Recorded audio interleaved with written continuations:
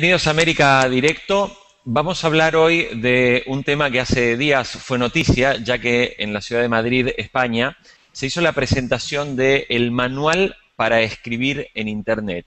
Un proyecto que fue presentado por Fundeu, una fundación del Banco BBVA y la agencia EFE, y este proyecto que fue dirigido por el periodista Mario Tascón, que tiene una larga trayectoria en lo que tiene que ver con la información vinculada a Internet, ya que fue director del Mundo.es, luego dirigió la estrategia digital del Grupo Prisa durante prácticamente 7 u 8 años y después encaró su propio proyecto con Diximedia, un medio nativo digital que se llama lainformación.com y un blog muy consultado por la industria de medios que se llama 233 grados. Hace poco más de 2 años, Mario Tascón se involucró de manera directa en la construcción de este manual y por eso es que le queremos dar la bienvenida. Mario, muchísimas gracias por estar en América Directo. Muchísimas gracias a vosotros. Muy buenas tardes. Muy bien. La primera pregunta que queremos hacerte, Mario, es ¿en qué consiste este manual para escribir en Internet y fundamentalmente cómo se gestó la idea? Sí, bueno, básicamente el manual para escribir en Internet es un proyecto colectivo en el que han colaborado más de 50 expertos de todas partes del mundo, inclusive muchísimos internautas y muchísimas personas que han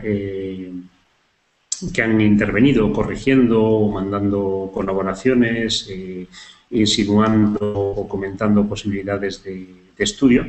Y bueno, durante estos 2 años hemos estado trabajando en un web que se llama manualdestilo.com, que está accesible y en el que se puede encontrar todo el trabajo, en el que las distintas consideraciones, los distintos artículos, las distintas textos que iban surgiendo, pues iban poniendo un poquito también para que la gente nos ayudara, los comentara, nos ayudara a mejorar. Bueno, con todo este material se ha recopilado, no solo en el web, sino que se le ha dado forma de libro impreso, que es lo que acabamos de presentar ahora, la semana pasada en la Real Academia Española, y es un libro en el que se recogen prácticamente 2 cosas. Una, qué está sucediendo con el idioma, y la otra parte sería recomendaciones para utilizarlo mejor en estos entornos digitales que van desde los webs a los wikis, a la escritura en Twitter, la escritura en Facebook o la escritura en SMS, etcétera, etcétera. Entonces, todo este material se ha recopilado en forma de libro que se puede conseguir en las librerías digitales ya actualmente, en Amazon o en Apple, y en breve pues se puede conseguir también en las librerías tradicionales convencionales. Está empezando a distribuirse en España y entiendo que en breve también, en pocos días, estará en América. Mario, algunas de las cuestiones que se han planteado como críticas a este proyecto tienen que ver básicamente con si era necesario crear un manual de estilo propiamente dicho, porque mucho de lo que aparentemente recopila, no hemos visto todavía el trabajo completo, pero mucho de lo que aparentemente recopila este manual son en realidad usos y hábitos ya bastante institucionalizados entre la gente que escribe en Internet. Entonces, ¿cuál era la finalidad de recopilar esta información? Bueno, la finalidad fundamental es que nosotros hemos sido conscientes, sobre todo por las consultas que cada día llegan a Fundeu. Fundeu es un sitio que, además de este manual, tiene una actividad constante en Internet, ayudándole a la gente a resolver problemas lingüísticos, digamos, urgentes, que de ahí viene su nombre, ¿no? Aquellas cosas que todavía no están en la Real Academia, que la Real Academia no ha normado, pero que son necesidades del idioma que algunas veces los periodistas inicialmente y los expertos en comunicación necesitamos resolver con urgencia, sin tener una norma todavía, y actualmente pues esto va mucho más allá de los lingüistas y de los periodistas, y ahora cada vez más gente comunica de manera pública en Internet porque son, bueno, pues responsables de una web, porque escriben un blog, porque escriben en redes sociales, y planteaban muchísimas dudas, entre comillas, urgentes, ¿no? Cosas que todavía no están normadas por la Real Academia. Bueno, nos pareció que era interesante ayudar a la gente a escribir mejor, a la vez estudiar también cuáles eran las problemáticas de cara al idioma que estos nuevos canales planteaban, y desde esas 2 perspectivas, pues como digo, intentar enseñar a la gente o intentar ayudar a la gente a que escriba mejor, que es el propósito de todo esto, es darle una herramienta más, una herramienta importante, entendemos, para que la gente escriba mejor. Hay un tema que seguramente nos podrás responder por tu larga experiencia con medios digitales. Digo, has comenzado, si mal no recuerdo, ya por el año 80 y pico, si mal no recuerdo, en el mundo, a finales de los 80 en el mundo. Fuiste quien armó el primer elmundo.es, luego hiciste elpaís.com y todos los medios del Grupo Prisa, y luego apostaste por tu propia apuesta digital. Habrás hecho cientos de pruebas para contratar periodistas. ¿Tienes la sensación de que en los últimos años se escribe realmente mucho peor que antes? Yo creo que no, yo creo que no. Yo creo que hay un cierto descuido en la formación en general de periodistas y entonces las facultades de muchos sitios de periodistas digamos, se han quizás sobredimensionado un poquito el número de alumnos y yo creo que también se ha relajado un poco a lo mejor los estándares en lo que es la escritura, pero yo no creo que ahora que la gente escriba peor que antes. Al revés, yo creo que ahora la gente escribe mejor.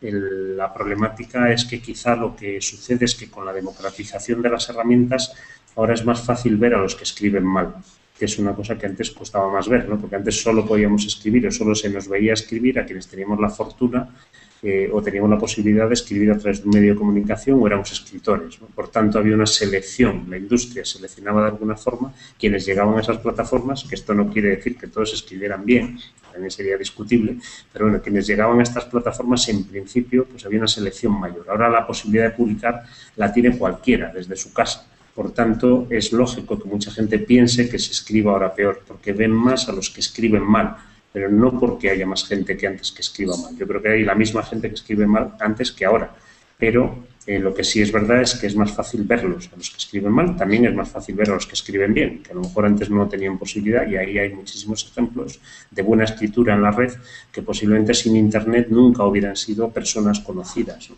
Y yo creo que ahora pues tienen tantas posibilidades ellos como un escritor o una persona que tiene acceso a poder hacer una columna de opinión o artículos en un medio de comunicación convencional o digital. Bueno, hay un punto que ahí también estás afirmando, que es que como nunca antes probablemente se publican libros, ¿no? Hoy no sé cuántos cientos de libros se publican cada día, lo que significa que se ha ampliado muchísimo la oferta, con lo cual hay más gente produciendo contenidos y produciendo libros. Mario, una de las observaciones que también hacen algunos a este modelo de Fundeu, sobre todo, es que está involucrada una institución privada, ¿no? Como la Fundación del Español Urgente, ¿no? Y algunos dicen, bueno, muchas de las observaciones que se hacen desde Fundeu no han sido avaladas por la Real Academia Española. Y si mal no recuerdo, hay alguna especie, no digo de eslogan, pero se dice por allí que si se entiende, sirve, ¿eh? Esto no puede convertirse en un comodín que habilite, digamos, a escribir cualquier cosa. Bueno, yo creo que, aunque yo, salvo en este proyecto, no estoy implicado directamente en Fundeu, en la Fundación del Español Urgente, para quien no lo conozca, y desde mi punto de vista, que lógicamente he conocido mejor la Fundación este tiempo, yo matizaría varias cosas. Efectivamente, la labor de Fundeu no es la normativa, que es la de la Real Academia, sino la recomendación, que es otra cosa distinta.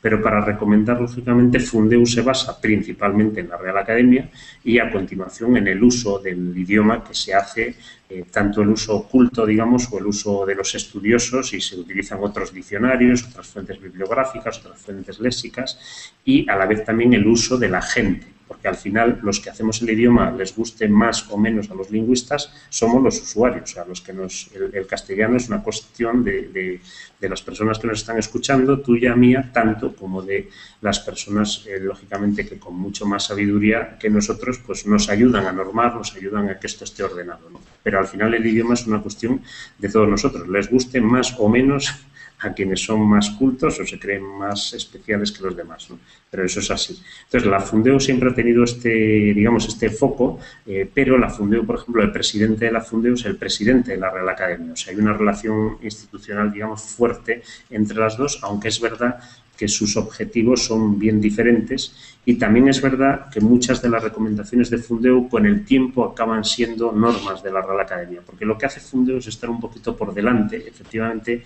como digo, no en el campo de la norma, pero sí en el de la recomendación. El caso de las palabras que recientemente acaba de incorporar la Real Academia, como tuitear, el verbo tuitear o tweet, castellanizado, ¿no? Bueno, pues ya hace tiempo que Fundeu recomendaba usarlo porque veía que tanto españoles como argentinos, como colombianos, como todo el resto de personas que hablamos el castellano, en Twitter utilizábamos con bastante normalidad ese término. O sea, nosotros mismos lo habíamos castellanizado. O sea, no hubo una norma de la Real Academia, no hubo una norma de Fundeu, sino que los propios hablantes habíamos castellanizado el término y utilizábamos con bastante normalidad el verbo tuitear. Entonces, Fundeu ya hace meses que, efectivamente, bueno, decía que parecía que el uso estaba asentando esa utilización, y recientemente pues la RAE lo ha convertido no en norma, sino digamos lo ha bautizado y ha dicho, bueno, pues efectivamente parece que la gente que habla castellano utiliza como el verbo tuitear con normalidad, y por tanto debería estar recogido en el diccionario de la Real Academia Española, porque es un verbo que utiliza la gente. Eso es un poco el mecanismo con cómo funciona esto. Es más difícil, también te he de decir, normar que recomendar. O sea, esto dicho en defensa de la Real Academia, que muchas veces muchos la critican, pero te diré que es mucho más complejo normar que recomendar, ¿no? Aunque recomendar tampoco es fácil, pero digamos que hay una responsabilidad muy superior en normar. Mario, en este manual que han escrito también se recopilan digamos, los estilos locales, es decir, lo que uno podría llamar fórmulas rioplatenses, o la manera de decir o pronunciar con ciertos usos de ciertas palabras en Colombia o en México o en España. Sí, se ha tratado este tema, lógicamente, porque en el momento que todos que escribimos en un sitio global como es Internet, pues lógicamente todos estamos influidos de una manera o de otra por esos localismos o por esas variantes que tiene el idioma en los distintos lugares. Hace años se tenía una cierta idea de que se podía construir un español neutro, un español global, que se intentó durante mucho tiempo, que era una especie de español que nadie entendíamos ni nadie sentíamos como propio, que era ese que nos ponía algunas veces en las televisiones o en algunos textos y que ninguno acabábamos de sentirnos muy cómodos. Yo creo que ahora la teoría, o quizá la práctica, está más en un uso normal de cada uno nuestro idioma, teniendo un poco en cuenta que algunas variantes o que algunas palabras y algunas expresiones tenemos que tener un cierto cuidado con ellas, porque, digamos, trabajamos más con una lista de palabras con las que tenemos que tener cuidado que con un idioma universal que intentemos construir, que no parecía tener mucho sentido, ¿no? Pero efectivamente esto se recopila también, algunas de estas expresiones, algunas de estas palabras, algunos de estos usos, y yo creo que en la práctica de lo que estamos haciendo todos nosotros en Internet, pues nos está haciéndolo igual. El propio caso de tuitear yo creo que es un caso. O sea, tuitear es una palabra que empezó siendo muy variada dependiendo de los países. Por ejemplo, en México se utilizaba con mucha más intensidad el término inglés directamente, y la castellanización de cómo tuiteaban los mexicanos tardó un poco más que la de argentinos o españoles, por ejemplo, o la de los colombianos, ¿no? que fue más rápida. Pero bueno, yo creo que a día de hoy todo esto se hace con mucha celeridad, justamente porque es global y porque vemos con mucha facilidad unos y otros cómo escribimos, y al final hablamos un idioma de manera conjunta en el que en el ciberespacio pues no hay fronteras. No sé, yo siempre pongo también el ejemplo de computadora y ordenador, ¿no? La diferencia es que hace años se dio posiblemente por una distancia no solo geográfica sino temporal entre las dos orillas del Atlántico. Posiblemente hoy día con las nuevas tecnologías hubiéramos llegado todos a un consenso, hubiera sido ordenador o computadora, ¿no? Y hubiéramos todos los castellanohablantes. Es verdad que no es un problema, o sea, todos entendemos, ¿no? Cuando un español se refiere al término ordenador o un argentino se refiere al término computadora, no hay ningún problema. Pero digamos que posiblemente hoy día, si hubiera sucedido esta palabra, seguramente hubiéramos tenido un consenso todos mayor en la principal denominación de este aparato que usamos y que estamos usando ahora mismo nosotros y los lectores, ¿no? Mario, más del 80% de los contenidos que están publicados en Internet están en inglés. Y se estima que alrededor del 8% del contenido total que hay en Internet está en español. Sin embargo, somos más de 500 millones de personas, es decir, somos mucha gente en el mundo, hispanohablantes, pero pareciera que la producción de contenidos es evidente que la producción de contenidos es infinitamente menor. ¿A qué atribuyes esta situación?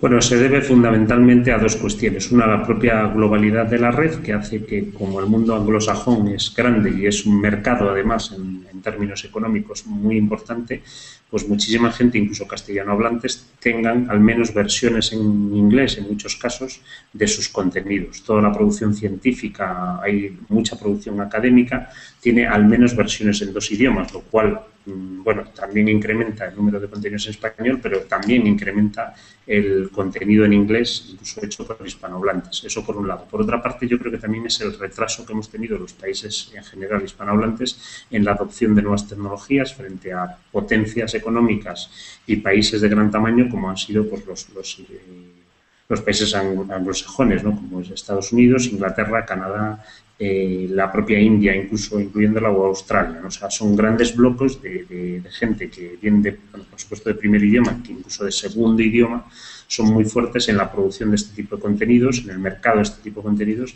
Bueno, yo creo que es una asignatura pendiente. Estos dos elementos pues hay que luchar, ¿no? Porque se aminoren.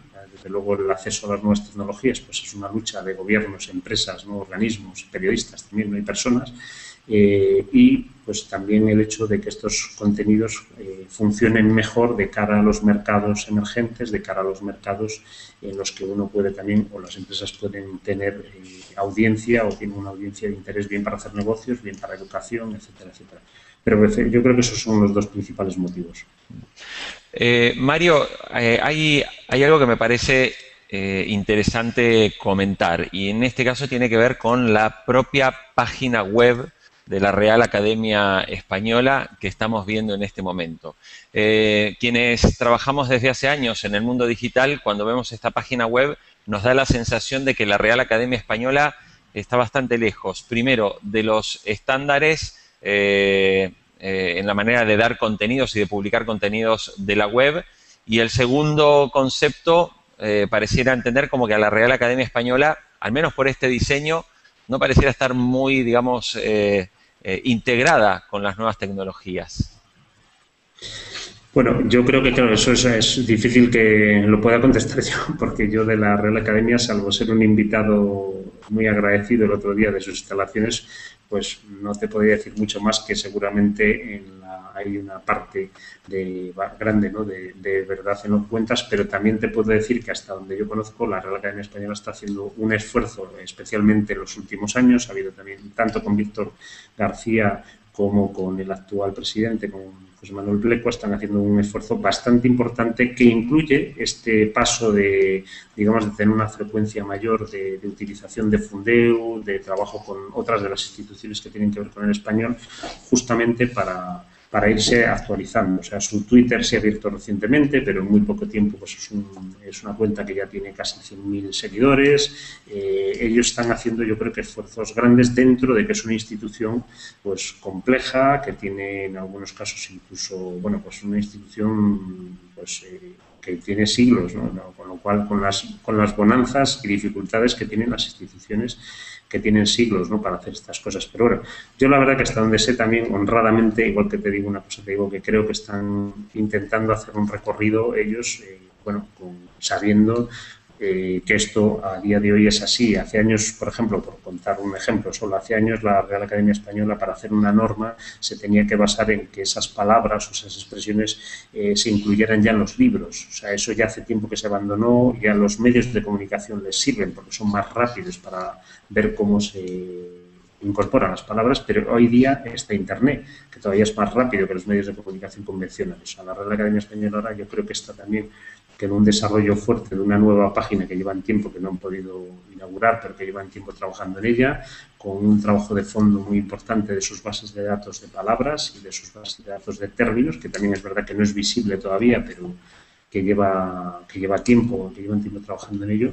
Y por otra parte, como te digo, pues con esa combinación que tienen con otras instituciones como es el Instituto Cervantes o como es la Fundación del Español Urgente, que también, digamos, instituciones que velan por el castellano no es una única, sino que hay varias, que cada una tiene un papel, pero bueno, que en la combinación de esos papeles, pues espero que sea para bien y para que esto todo se vaya modernizando un poco, ¿no?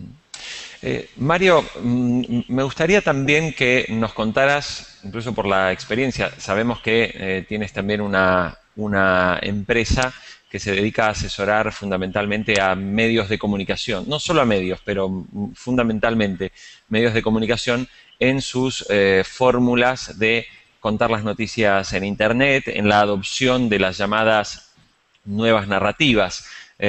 Para quien no conoce la historia, Mario Tascón es uno de los infografistas que en la época del papel fue reconocido incluso internacionalmente y ha asesorado a decenas de medios hispanohablantes en las fórmulas para contar historias a través de la infografía, ¿no? ¿En qué medida crees que los medios digitales están modificando sus fórmulas, sus estilos, sus maneras de contar las historias a partir de justamente de todo este proceso donde hoy las audiencias generan contenidos y hoy cualquier blogger está de alguna manera compitiendo con un medio de comunicación? Hombre, los medios de comunicación están reaccionando a todo esto. No sé si siempre con la presteza que deberían, pero están reaccionando lógicamente porque si no, los usuarios, sobre todo la sociedad, va por delante de ellos, ¿no? Entonces, hombre, yo siempre lo he percibido como un poco lento, ¿no? Quizá porque yo también soy un poco ansioso, ¿no? Pero siempre he percibido esto como un poquito lento, ¿no? No veo cosas más interesantes muchas veces fuera de los medios de comunicación que dentro de los medios de comunicación. O sea, dentro de los medios de comunicación pues hay oleadas, hay épocas, también hay muchas veces que el peso de la historia, pues quizá como en los ejemplos que tú mostrabas antes de la Real Academia Española, también les pasa a los medios, ¿no? Que los medios, una cosa es lo que intentan y otra cosa es lo que van consiguiendo por el peso de su propia historia, con la diferencia de que uno es una institución de un tipo y otro es un negocio, otro es una... bueno, pues un tipo también de institución, un medio que tiene que ver con la sociedad que lo rodea de otra forma. Pues yo creo que esto está llegando con una cierta lentitud, ¿sabes? Hace poco, por ejemplo, en temas de periodismo de datos, que es uno que ahora dentro del periodismo está muy de moda, tiene que ver con la visualización, tiene que ver con las nuevas narrativas, pues yo buscaba un especialista en España para una ponencia y la verdad que no me pude encontrar ninguno dentro de los medios de comunicación que no estuvieran algunos sueltos en un departamento de infografía, pero no encontré en el país, no encontré en el mundo ningún especialista en periodismo de datos. Sé que en Argentina sí tenéis en algunos diarios, o sea, está la experiencia, algunas que hacéis vosotros, está la experiencia de La Nación. O sea, sí que en otros sitios esto se ha movido, pero también se mueve poco. O sea, si te fijas, son casi casos muy esporádicos cuando es un tipo de tema, todo lo que tiene que ver con el análisis de las grandes bases de datos que tenemos hoy día a disposición y de las que podríamos sacar buenos reportajes, buenas historias para nuestros lectores, pues apenas hay dedicación de recursos por parte de los periódicos o por parte de los medios a esto, que en cambio otras empresas están dedicando muchísimo dinero, muchísimos esfuerzos, desde bancos a empresas de tecnologías, a empresas de management, a empresas incluso de direcciones de comunicación. ¿Sabes? Bueno, todo esto efectivamente no parece que circule a la misma velocidad en los medios de comunicación, todos estos temas de nuevas narrativas o de nuevos desarrollos que circulan o que se mueven en otras industrias, ¿no? Lo cual es una pena y lo cual yo creo que también indica parte de la crisis de los medios, pues la pone muy de relieve, ¿no? En los últimos días, un encuentro de una serie de grandes medios de comunicación volvió sobre el gran problema que tienen hoy los medios digitales, que es la financiación. Y nuevamente los periódicos volvieron al ataque con el concepto del paywall, es decir, que tengamos que pagar para acceder a las noticias. Si bien conozco tu posición desde un punto de vista más personal, me gustaría también que nos cuentes si es que ves que en ese camino hay una alternativa y si no existe, pues bueno, ¿cuáles son las alternativas de estos medios digitales que necesitan naturalmente dinero para ser independientes, para no vivir a costas de gobiernos que digiten lo que hay que decir y sobre todo puedan además ser rentables? Bueno, no, es un tema que lleva mucho tiempo dando vueltas y que efectivamente es como una ola Vamos, es una especie de espiral que va y vuelve, va y vuelve, va y vuelve, ¿no? Entonces, efectivamente, no es la primera vez que está de moda el paywall. O sea, yo lo viví en el año 89 prácticamente ya, cuando se empezaba a hablar de esto. Lo viví de nuevo con intensidad en el año 2000, 2000 poco. O sea, más o menos estoy dándome cuenta que cada 10 años es una ola que vuelve. Y que además, bueno, en este caso actual está muy agudizada por la crisis que hay en los medios de comunicación en todo el mundo, y especialmente además en Estados Unidos y también en España ahora, pero bueno, en el resto de países también. Entonces, vamos a ver, yo mi posición al respecto es que yo sí que creo que se puede cobrar por cosas en Internet, por supuesto. De hecho, hay gente que está cobrando incluso mucho dinero por información muy valiosa. El caso de Bloomberg, que ya sé que no es comparable, pero es un ejemplo. Pero claro, yo creo que la equivocación aquí está en que los periódicos creen que pueden cobrar por lo mismo que cobraban antes, y eso no es verdad. O sea, ellos cobraban también por un empaquetamiento, ellos cobraban también porque, por poner un ejemplo, porque yo, si me quería enterar de cosas que pasaban fuera de mi país, me tenía que fiar de las secciones de Internacional de aquel medio que mejor daba esto. En el caso de España, pues El País, me imagino que en el caso de Argentina, Clarín o La Nación. Este tipo de contenidos que antes tenían gran valor ahora han perdido para hacerlo. Porque ahora mismo, si me quiero enterar de cosas en Argentina, El País para mí es una fuente relativamente buena. Tengo acceso a Infobae, a Clarín, a La Nación, a un blogger incluso que poco a poco voy descubriendo que es un tipo de fiar, que me interesa. Bueno, ese panorama ha cambiado, con lo cual el valor de lo que hacían antes los medios, que casi cualquier cosa valía, porque era lo único que teníamos, pues ha variado. Esa es la parte de la ecuación que yo creo que los medios no se dan cuenta. Piensan que por lo mismo que cobraban antes pueden cobrar ahora. Casi todas las experiencias que está habiendo, salvo excepciones que incluso si lo analizáramos serían un poco, si lo analizáramos con calma, como la del New York Times o Financial Times, son muy relativas, además son muy difíciles de extrapolar. O sea, no es lo mismo el New York. O sea, claro, yo cuando veo a la gente y dice, no, vamos a ver como el New York Times, digo, ya, pero es que no sois el New York Times. O sea, tampoco podemos aquí, o a lo mejor los números que os daría a vosotros una operación como el New York Times ni siquiera os compensa. Entonces, bueno, eso por una parte. Sí se puede cobrar por ciertas cosas, pero lógicamente hay que encontrar bien cuáles son esos aspectos diferenciales por los que uno puede cobrar, si quiere cobrar al usuario final, ¿no? Por una parte. Y por otra parte está el tema de la gestión publicitaria. Sí que hay compañías que están gestionando bien la publicidad y compañías que la están gestionando peor. O sea, yo conozco ejemplos de compañías que les está siendo rentable las operaciones de Internet. ¿Qué sucede? Que también muchas veces hay un problema de comparación. O sea, hay muchos medios que ganaban 100 y, claro, ver que aquí solo ganan 8 no les vale. Bueno, 8 en muchos sitios es un gran negocio, ¿no? O sea, el problema está en que tú no quieres perder 100 que has ganado. El problema es que ese mundo se acabó para ti. O sea, es como los clasificados, creo que son un ejemplo en muchos sitios, ¿no? Los clasificados, si antes ganabas 100, y dices, ya, pero es que yo no quería perder los 100, ya, pero al final, como no has hecho nada, hay otro que está ganando ahora 10. Eso es lo que podías haber ganado si te hubieras movido deprisa. Entonces, yo creo que la comparación también está siendo un elemento de distorsión en las decisiones que toman los medios, ¿no? A la hora de estos paywalls. Esa es básicamente mi opinión. ¿Se puede cobrar? Sí, pero posiblemente no por lo que ellos piensan que se puede cobrar.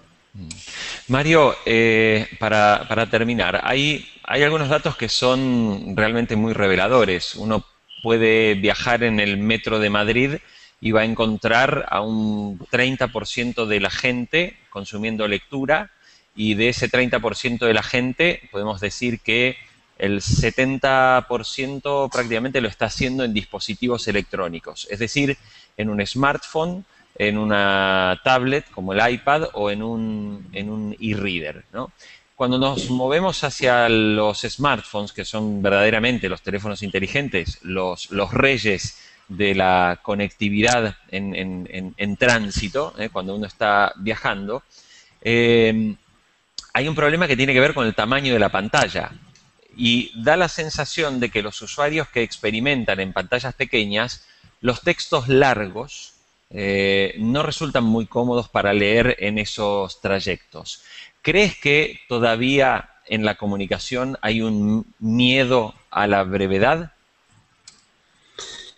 Sí, bueno, vamos a ver, hay dos cuestiones, ¿no? Una, efectivamente, que muchos de estos canales requieren de textos breves, y otro que es la dificultad de escribir breve, que a mí siempre me ha parecido más difícil que escribir largo, ¿no? Yo ya sé que hay incluso ahora una moda, ¿no?, de la recuperación del texto largo, pero yo siempre he dicho que algunas veces quien escribe largo es porque no sabe escribir corto, porque yo creo que la síntesis es una virtud, en mi opinión, con todos los respetos a grandes autores y grandes escritores que han escrito textos largos exquisitos, ¿no? Pero yo creo que de verdad incluso para escribir largo hay que saber escribir corto.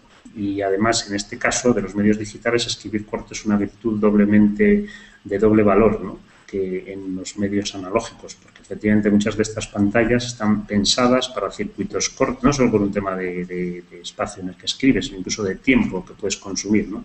Son tiempos cortos. Recuerda que los mismos nombres de muchos periódicos que salieron hace 10 años al albur de los periódicos electrónicos tenían relación con el tiempo, con el poco tiempo que tenía la gente para leer en el metro, y se llamaban 20 minutos, por un ejemplo. Un nombre hace referencia al poco tiempo que podía uno leer.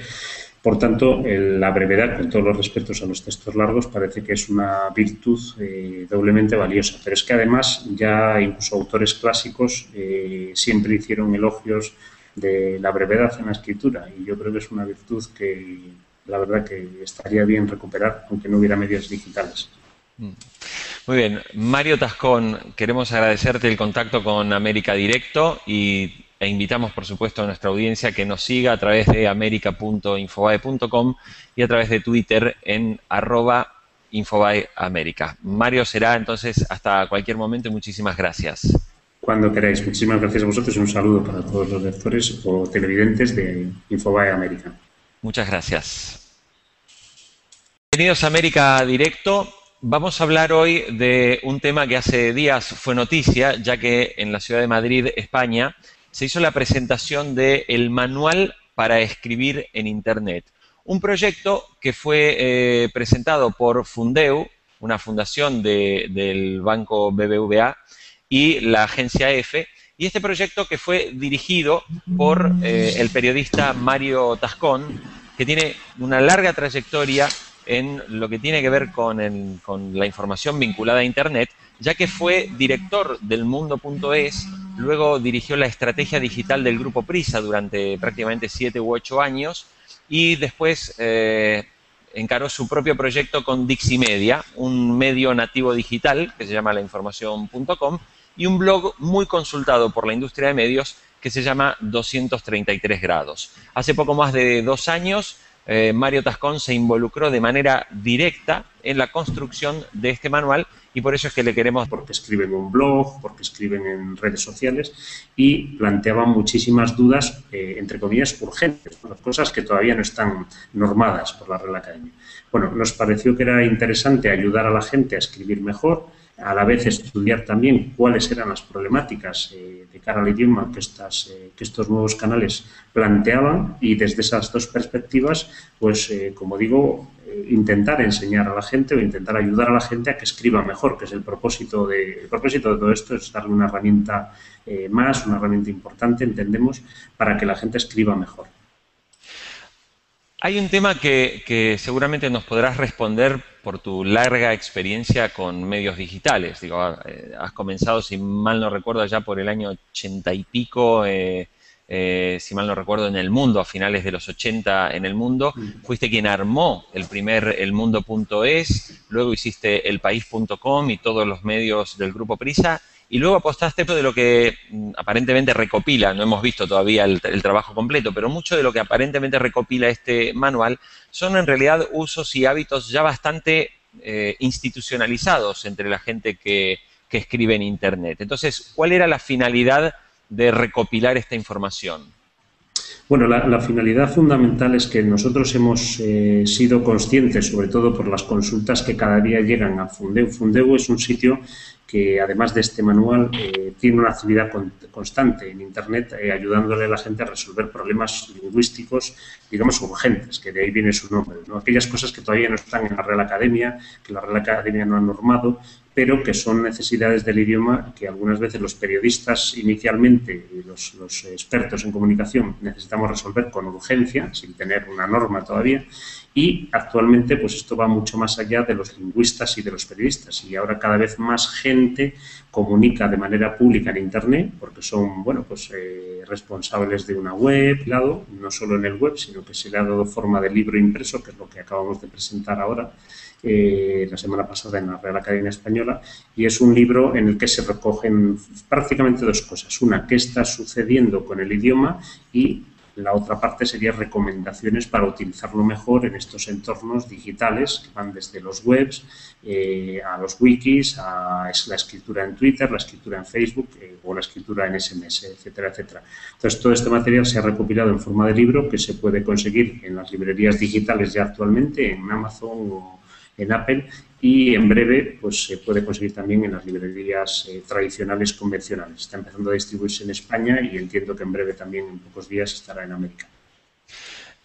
Mario, algunas de las cuestiones que se han planteado como críticas a este proyecto tienen que ver básicamente con si era necesario crear un manual de estilo propiamente dicho, porque dar la bienvenida. Mario, muchísimas gracias por estar en América Directo.